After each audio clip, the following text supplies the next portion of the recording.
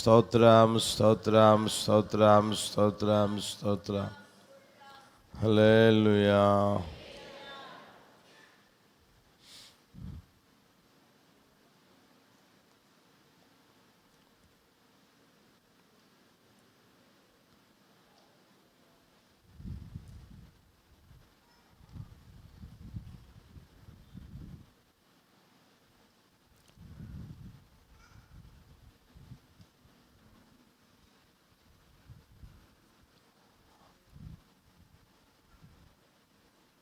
కొద్ది సమయం దేవుని మాటలు విందాం.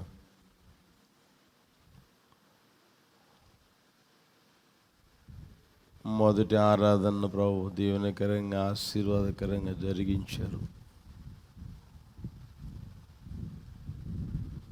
ఈ రెండవ ఆరాధనకు కూడా వచ్చిన మీరందరికీ నా హృదయపూర్వకమైన వందనాలు, స్తోత్రాలందరికీ వందనాలు. ప్రభు నిండాలుగా దీవించునుగాక. యోహాను సువర్తమానం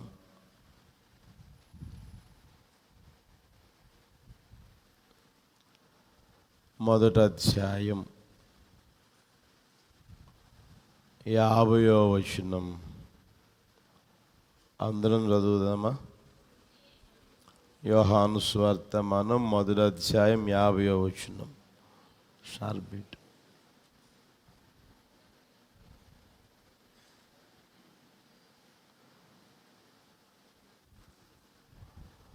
అందుకు యేసు ఆ అంజూరపు చెట్టు క్రింద నిన్ను చూచి తినని నేను చెప్పినందువలన నీవు నమ్ముచున్నావా? వీటికంటే గొప్ప కార్యములు చూతువని అతనితో చెప్పెను.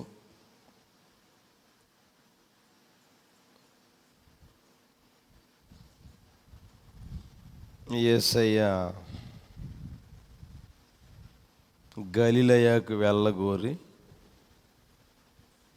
ఫిలిప్పును చూసి నన్ను వెంబడించమని చెప్పాడు. ఆయన వస్తా నతానియేలును చూశాడు.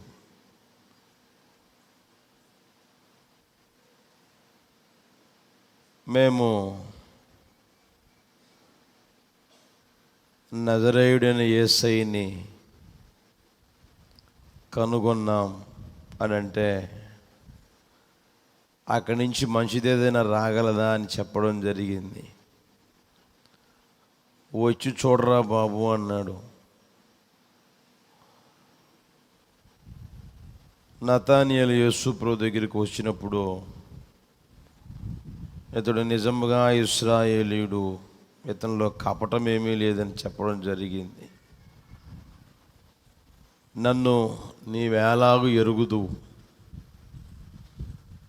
నేను ఎప్పుడూ నిన్ను చూడలేదు, నీవెప్పుడు నన్ను చూడలేదు కదా, నన్ను ఎలాగూ తెలుసుకున్నావు, ఎలాగూ ఎరిగావు అని అంటే ప్రభు అంటాడు, నీవు అంజూరపు చెట్టు క్రింద ఉన్నప్పుడే నేను చూశాను అన్నాడు. ఫిలిప్పు నిన్ను పిలవక మునిపే నీవు అంజూరపు చెట్టు క్రింద ఉన్నప్పుడే నిన్ను చూశాను అన్నాడు. అప్పుడు నతానియేలు అన్న మాట ఏంటంటే, బోధకుడా నీవు దేవుని కుమారుడు, ఇశ్రాయేలు రాజు అని ఆయనకు ఉత్తరం ఇచ్చాడు. అందుకు యేసు ప్రభు అంటాడు, ఆ అంజూరపు చెట్టు క్రింద నిన్ను చూచిదని చెప్పినందువల్ల నీవు నమ్ముచున్నావా? వీటికంటే గొప్ప కార్యాలు నీవు చూస్తావు అన్నాడు. బాగా గమనిస్తే ప్రియమైన వాళ్ళరా, యేసయ్య చెప్పిన మాట ఏంటంటే వీటికంటే గొప్ప కార్యాలు నీవు చూస్తావు అని. మనం ఆరాధన చేస్తున్న యేసయ్య గొప్ప దేవుడే. ఎవరు నమ్మినా ఎవరు నమ్మకపోయినా ఆయన గొప్ప దేవుడే, బలవంతుడైన దేవుడే, ఘనమైన దేవుడు, పూజనీయుడు. ఆయన గొప్ప దేవుడు కనుక గొప్ప కార్యాలే చేస్తారు. 126:3 కూడా చూస్తే, యెహోవా మన కొరకు గొప్ప కార్యములు చేసి ఉన్నాడు, మనము సంతోషభరితులమైతిమి అని రాయబడి ఉంది. నీవు నేను మనమందరం సంతోషభరితులుగా ఉండగలిగేటట్లుగా ఆయన గొప్ప కార్యాలు చేస్తారు. మనం దుఃఖముగా ఉండాలని, వేదనతో నడిపించబడాలని, బాధతో ఉండాలని యేసు ప్రభువారు ఎప్పుడూ కోరుకోరు. ఆయన కోరుకునే కోరిక ఏంటంటే ఎల్లప్పుడూ మనం సంతోషంగా ఉండాలి అని. మనం సంతోషభరితులంగా జీవించగలిగేటట్లుగా యేసు ప్రభువారు గొప్ప కార్యాలు చేస్తారు. ఆయన మాత్రమే ఆశ్చర్యమైన కార్యాలు చేసే దేవుడు. లోకంలో ఎంతోమంది ఉన్నారని చెప్పుకుంటూ ఉన్నా ఎవరూ లేరని మనకు తెలుసు. ఉన్నది ఎవరయ్య అంటే నజరేయుడైన యేసయ్య. ఆ ఉన్న నజరేయుడైన యేసయ్య ఆశ్చర్యమైన మహా ఆశ్చర్యమైన కార్యాలు చేస్తాడు. ఆయన ఒక్కడే మహా ఆశ్చర్యమైన కార్యాలు చేసే దేవుడు. పరిశోధింపజాలని మహాకార్యములను, లెక్కలేనన్ని అద్భుత క్రియలు చేసే దేవుడు మనం ఆరాధన చేస్తున్న నజరేయుడైన యేసయ్య. ఆయన గొప్ప కార్యాలు చేసిన, ఆయన ఒక్కడే మహాశ్చర్య కార్యములు చేసిన, పరిశోధింపజాలని మహాకార్యములు లేదా లెక్కలేని అద్భుత క్రియలు చేసిన, అవి మన దృష్టికి ఎలా ఉంటాయంటే గొప్ప కార్యాల్లాగా ఉంటాయి, ఆశ్చర్యమైన కార్యాల్లాగా ఉంటాయి, లెక్కలేని అద్భుతమైన గొప్ప కార్యాలాగా ఉంటాయి ప్రియమైన వాళ్ళారా. అయితే అవి దేవుని దృష్టికి ఎలా కనిపిస్తాయి అంటే అల్పమైనవిగా కనిపిస్తాయి. ఎలా కనిపిస్తాయి చెప్పండి గట్టిగా. మనం ఇక్కడ ఉన్నాం కాబట్టి మనం అంటాం మనిషిని ఏమని తెలుసునా, 6 అడుగులు ఉన్నాడండి అని, లేకపోతే 7 అడుగులు ఉన్నాడండి అంటాం, లేకపోతే 24 అంతస్తుల బిల్డింగ్ అండి అదే ఏంటంటే, లేకపోతే 84 అంతస్తుల బిల్డింగ్ అండి అంటారు, లేకపోతే 20 అంతస్తుల బిల్డింగ్ అండి అంటారు. అదే పైకి మనం పోయి చూసామనుకో, విమానం ఎక్కి అలా పైకి పోయామనుకోండి, ఎంత కనపడతాయి, మనిషి నలుసులాగా కనపడతాడు. అసలు కనిపించినట్టుగా ఉంటుంది. ఆ పెద్ద పెద్ద బిల్డింగులు సహా చిన్నవిగా కనిపిస్తాయి, అల్పమైనవిగా కనిపిస్తాయి. అర్థమవుతుందా?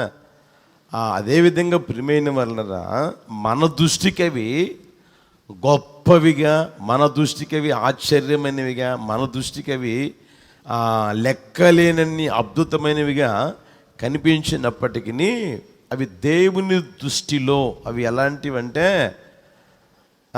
చేయమంత, లేకపోతే గోరంత అంటాం, అప్పుడప్పుడు అంటామే, అలాంటివి ప్రియమైన వాళ్ళరా.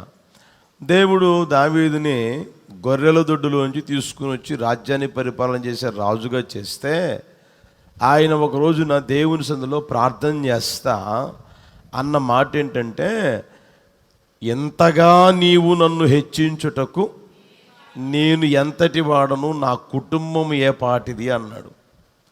ఎంతగా నన్ను హెచ్చించుటకు, అర్థమవుతుందా?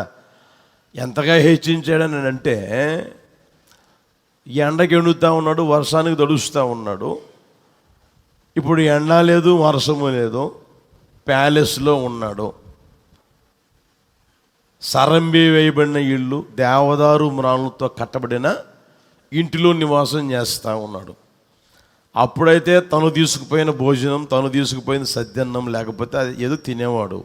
ఇప్పుడేమో ట్రేలు తీసుకొని వచ్చి పెడతా ఉన్నారు, వేడివేడిగా ఏ సమయానికంటే ఆ సమయానికి, ఏ సమయానికంటే ఆ సమయానికి ఏది కావాలంటే అది తీసుకొచ్చి పెడతా ఉన్నారు.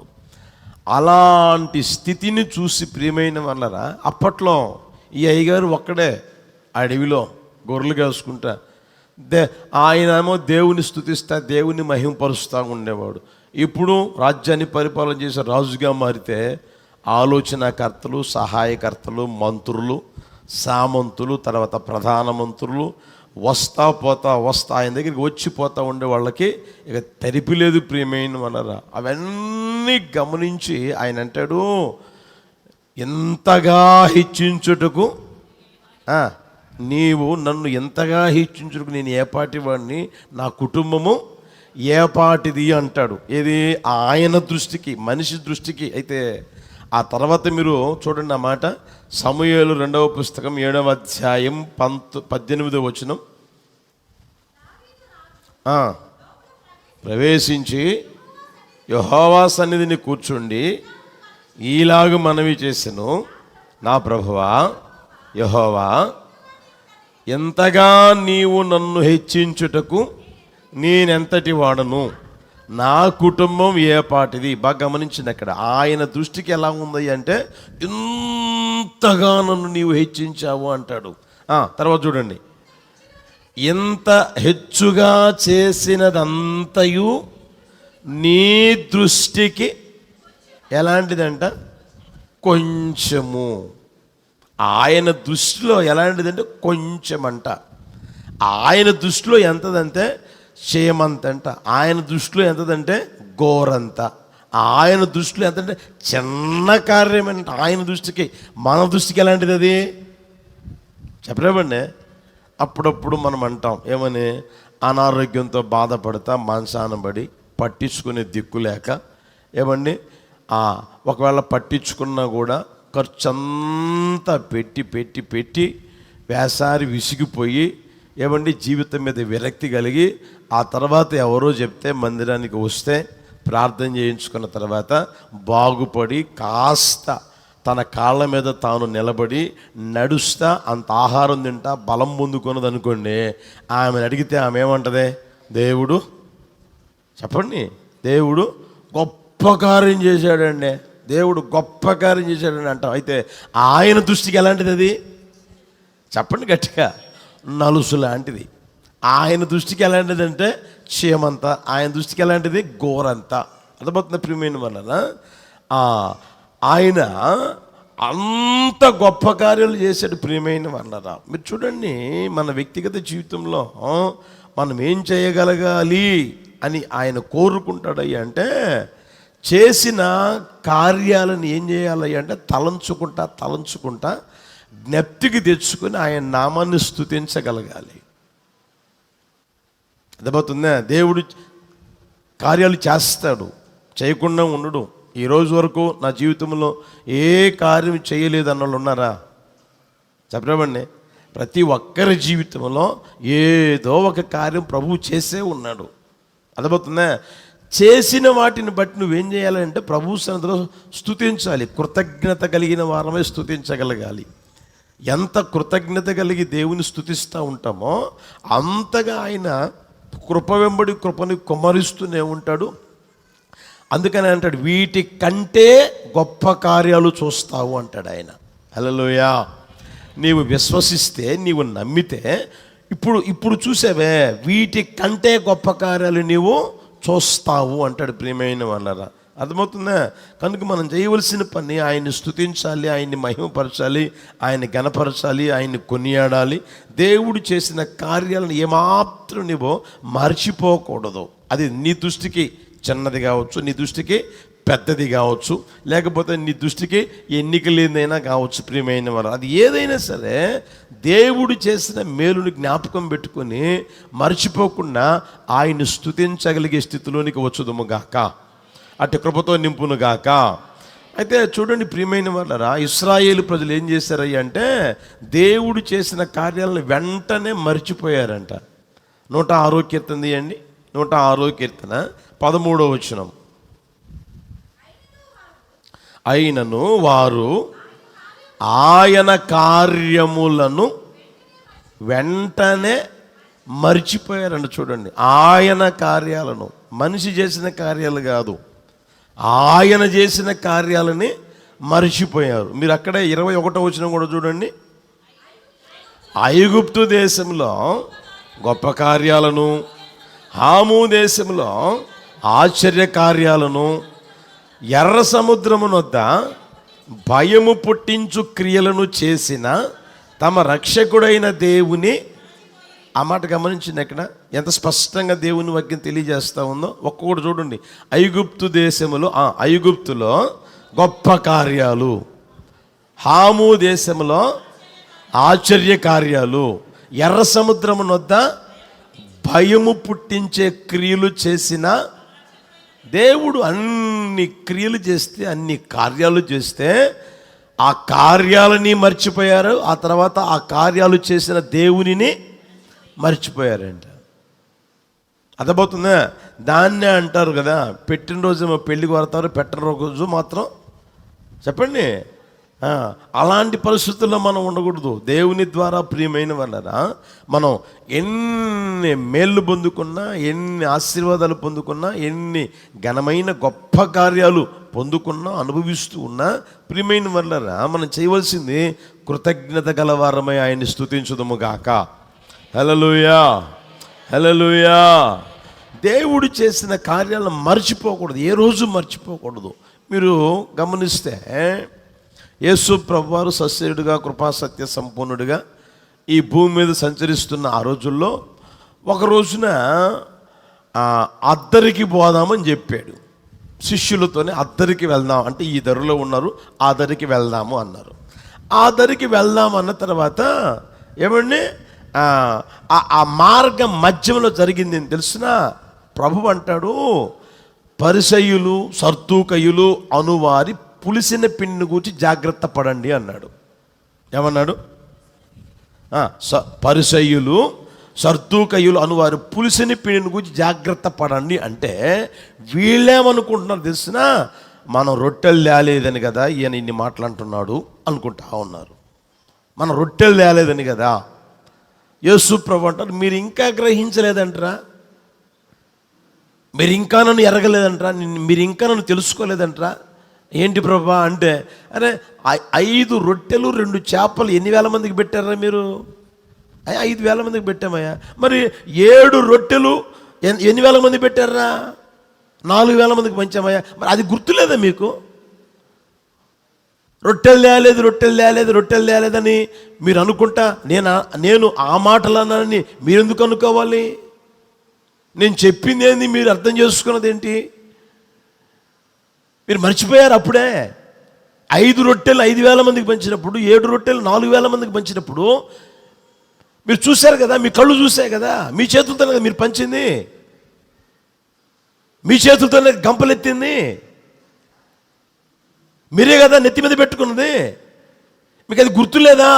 మర్చిపోయారా అని యేసు ప్రభు అనడం మనం గమనించగలుగుతున్నాం. ప్రియమైన వాళ్ళ కళ్ళతో చూస్తూనే ఉన్నారు, ఏమంటే జీవితంలో అనుభవిస్తూనే ఉన్నారు, అయినా సరే మరిచిపోయే స్వభావం ఉందన్నమాట. అందుకనే మన వ్యక్తిగత జీవితంలో మరచిపోకుందాము గాక. కృతజ్ఞత అనేది లేకపోతేనట వారి హృదయం అంధకారమయమైపోతూ ఉంటుంది. అంటే చీకటి సంబంధిగా మారిపోతాడు. చేసిన మేలు గుర్తు పెట్టుకోకపోతే, చేసిన మేలు మర్చిపోతూ ఉంటే వాడు చీకటిమయంగా మారిపోతాడు. ఆ వ్యక్తి చీకటిగా మారిపోతాడు.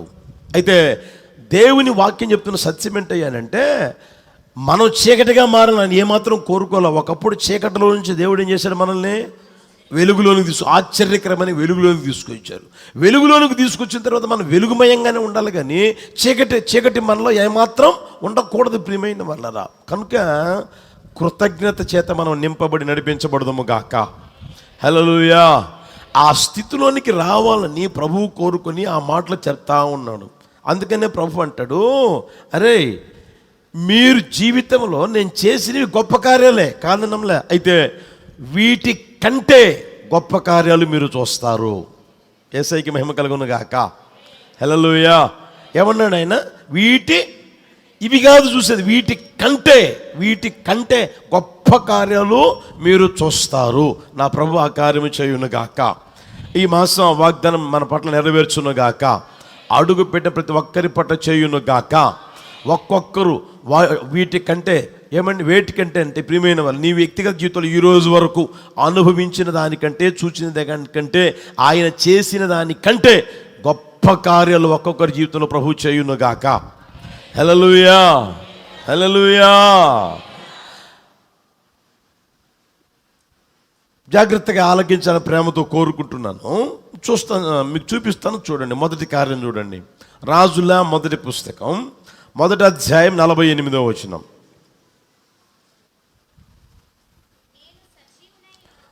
రాజుల మొదటి పుస్తకం 1వ అధ్యాయం 48వ వచనం. జాగ్రత్తగా చదవండి, అందరు చదవండి ప్లీజ్, దయచేసి అందరు చదవండి. నేను సజీవినై ఉండగా ఈ దినమున జరిగినట్లు నా సింహాసనము మీద ఆసీనుడగుటకు ఇశ్రాయేలీయుల దేవుడైన యెహోవా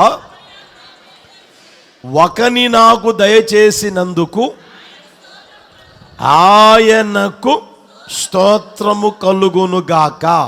హల్లెలూయా. చెప్పండి బిగ్గరగా అందరూ, చేతులెత్తి చేతులు చెప్దామా? హల్లెలూయా. దావీదు మహారాజు తన వ్యక్తిగత జీవిత అనుభవాన్ని తెలియజేస్తూ ఉన్నాడు. ఆయన అంటాడు, నేను సజీవినై ఉండగా ఈ దినమున నా సింహాసనము మీద ఆసీనుడగున్నట్లు ఇశ్రాయేలుల దేవుడైన యెహోవా ఒకని నాకు దయచేశాడు అన్నాడు. ప్రియమైన వల్లరా, అంటే ఈయన బ్రతికి ఉండగానే ఆయన కన్నుల ఎదుట ఆయన సింహాసనము మీద కూర్చుండగలిగే కుమారుని ఒకరిని దయచేశాడు, నా కళ్ళతో నేను చూశాను అంటాడు. ప్రియమైన వల్లరా, ఎందుకంటా ఉన్నాడు ఆ మాటలు? ఎందుకు ఆ మాటలు అన్నాడు మనం గమనిస్తే, దావీదు యొక్క జీవితం మనందరికీ బాగా పరిచయమే. సౌలుతో పరిచయం కాకముందు వరకు క్షేమంగానే, ఆనందంగానే, సంతోషంగానే ఉంది. ఎప్పుడైతే సౌలుకు పరిచయం అయ్యాడో, ఆ తర్వాత గొల్యాతును చంపాడో, ఏమండి గొల్యాతును చంపినప్పుడు తలపట్టుకొని తీసుకుని వచ్చినప్పుడు ఏమండి ఆ ప్రాంతంలో ఉన్న స్త్రీలు గాన ప్రతిగానాలు చేశారు. ఏమని? దావీదు సౌలు 1000 కొలది, దావీదు 10,000 కొలదని. ఇక అప్పుడు విషపు చూపు నిలిపాడంట. దావీదు మీద సౌలు విషపు చూపు నిలిపాడు. అంతవరకు బాగానే ఉంది. దావీదుకు ఏమండి సౌలు పరిచయం కాకముందు వరకు బాగానే ఉంది. ఎప్పుడైతే పరిచయం అయ్యాడో, ఎప్పుడైతే ఆ గొల్యాతును చంపి వస్తూ ఉన్నాడో, ఆ తర్వాత ప్రారంభమైంది సమస్య, ఆ తర్వాత ప్రారంభమైంది ఇరుకు, ఆ తర్వాతే ప్రారంభమైంది ఇబ్బంది, ఆ తర్వాతే విషపు చూపు నిలిపాడు. అర్థమవుతుందా? విషపు చూపు నిలపడమే కాకుండా లోపల అసూయ పెంచుకొని, పగ పెంచుకొని, ఈర్చి పెంచుకొని, కోపం పెంచుకొని, ఈడెంత, ఈడి బతికెంత, నేను రాజ్యాన్ని పరిపాలించే రాజునైతే నన్ను గణపరచకుండా వీడిని గణపరుస్తారా, నా గురించి పాడకుండా వీడి గురించి పాడతారా అని మనసులో పెట్టుకుని, ప్రియమైన వాళ్ళరా, దావీదును చంపాలి, దావీదును చంపేయాలి, దావీదును భూమి మీద లేకుండా చెయ్యాలి అన్న ఆ తపన, అన్న ఆలోచన ఏమండి ఈ సౌలు జీవితంలో ఏమండి ఏర్పడింది. ఎప్పుడైతే ఏర్పడిందో దాన్ని కంకణంగా కట్టుకున్నాడు, వీడిని చంపాలి, వీడిని చంపాలి, చంపాలి, చంపాలి అని. ఒక రోజున ప్రియమైన వాళ్ళరా, సౌలు కుమారుడికి చెప్తాడు, ఏమని తెలిసినా, ఇదిగా నీవు నేను స్నేహితులమని, మనిద్దరికి విడదీయలేని బంధం కలిగిందని మీ నాన్నకు తెలుసు. అందుకనే నా గురించి నీ దగ్గర ఏమీ మాట్లాడడంలే. అయితే నిజం, యెహోవా జీవముతోడు నాకు మరణానికి అడుగు మాత్రమే ఉంది అన్నాడు.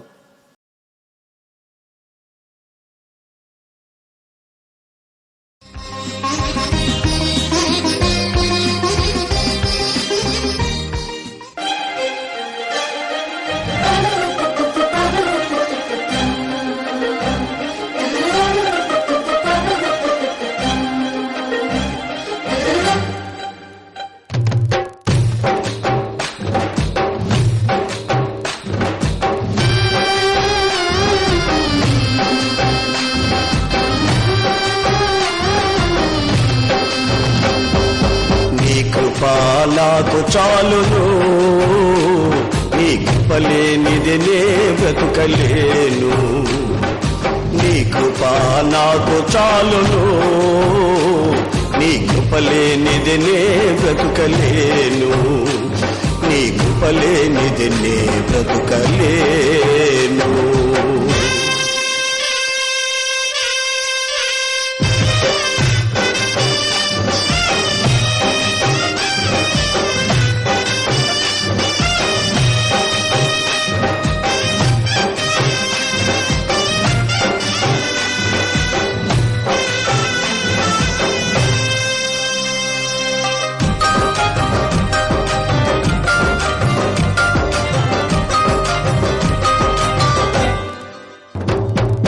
జలరాశులన్నీ ఏకరాశిగా నిలిచిపోయనే నీ జనుల ఎదుట, జలరాశులన్నీ ఏకరాశిగా నిలిచిపోయనే నీ జనుల ఎదుట. అవి భూకంపాలే అయినా, పెను తుఫానులే అయినా, అవి భూకంపాలే అయినా, పెను తుఫానులే అయినా, నీ కృపయే శాసించునా, అవి అణగిపోవునా,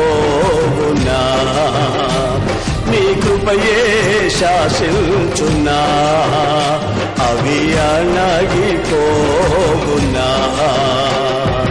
నీ కృప నాకు చాలును, నీ కృప లేనిది నే బ్రతుకలేను, నీ కృప నాకు చాలును, నీ కృప లేనిది నే బ్రతుకలేను, నీ కృప లేనిది నే బ్రతుకలేను.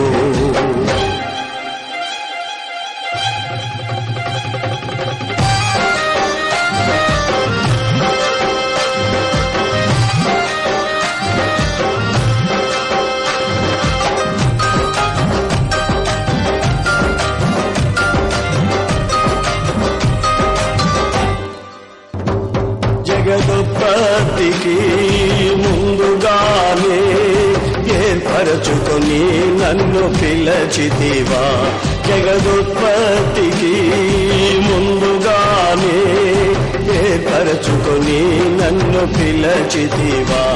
నీ పిలుపే స్థిరపరచెనే, నీ కృపయే బలపరచెనే, నీ పిలుపే స్థిరపరచెనే, నీ కృపయే బలపరచెనే, నీ కృపయే ఈ పరిచర్యను నాకు అనుగ్రహించెను,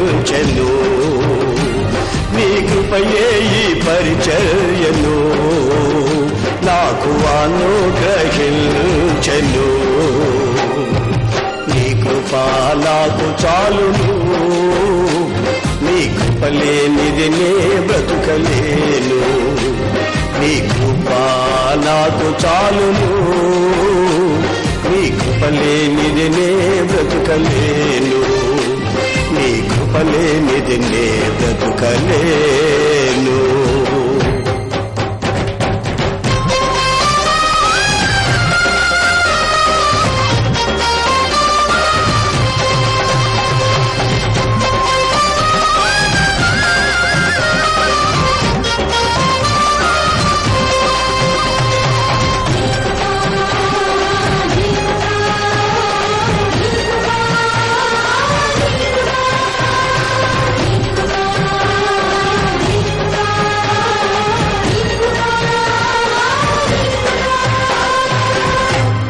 కృప నాకు చాలును,